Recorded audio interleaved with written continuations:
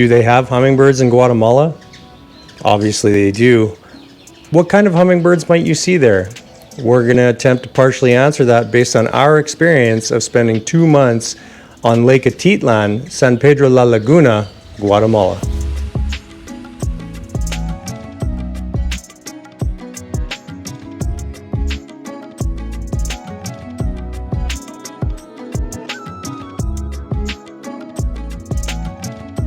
Upon arrival in November, we began to see azure-crowned hummingbirds and a solitary green-breasted mango immediately. And even though these two birds would visit multiple times daily to the yard, we could not get them to visit our feeders at all.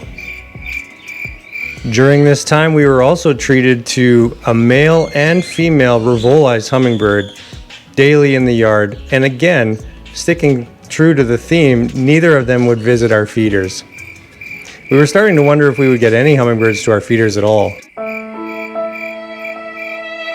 About 2 weeks after we arrived, so did a solitary, beautiful female ruby-throated hummingbird. Undoubtedly hungry from her migration, she started to visit the feeders immediately and was feeding enthusiastically. 2 weeks went by like this, where we saw the previously mentioned birds daily in the yard but not at the feeders, and only the female ruby-throated hummingbird.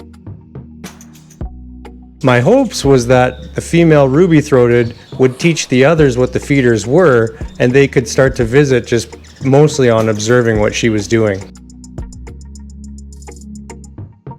Another couple weeks went by, and yet still the only bird that was visiting our feeders was that solitary female ruby-throated. But finally, a couple of weeks after that, the azure crown finally watched her enough to where he figured out what the feeders were. That was an exciting day.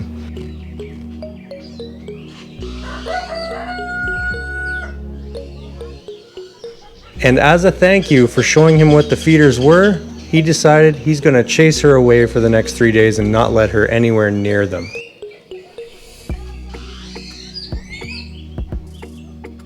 Eventually, the two came to a very tentative truce deal where they could both enjoy the feeders, although he would often still chase her away.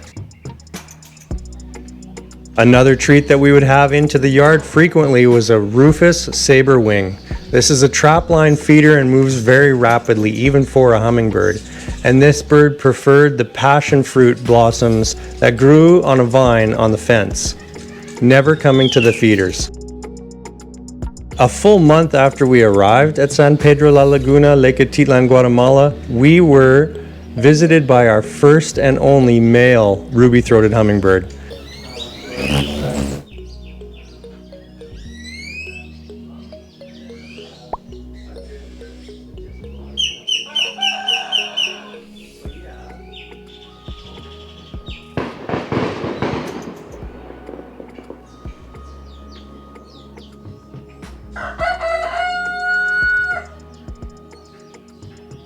He ended up being a regular and stayed for the duration of our visit.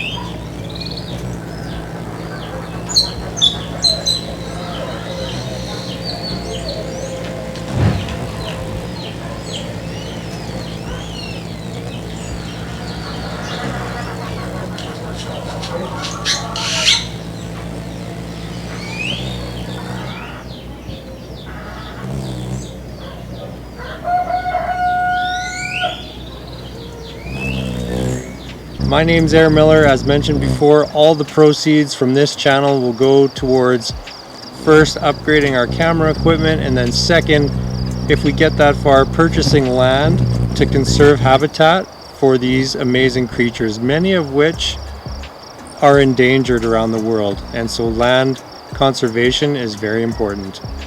You can help out in those areas if you like for free by pressing the like button, watching more of our videos, sharing it with your friends, maybe on your Facebook feed. One morning we walked up the nearby Volcano Mountain just behind the town of San Pedro La Laguna into more of a jungle, cloud forest type environment, and we were treated to other hummingbird species such as the sparkle-tailed hummingbird,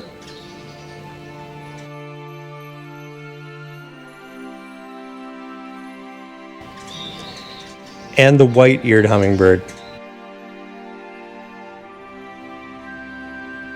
If you ever find yourself in Guatemala for a reasonable amount of time, let's say 1 month or more, you may want to consider packing your hummingbird feeders with you. It's a hummingbird-rich country, and if you drive just a short distance from where you are, it's diverse enough to where you'll see mountains or coast, and you'll have different hummingbird species to enjoy in most of these different areas. If you're interested in the hummingbird utopia of Ecuador, you'll find many videos like this one on the channel.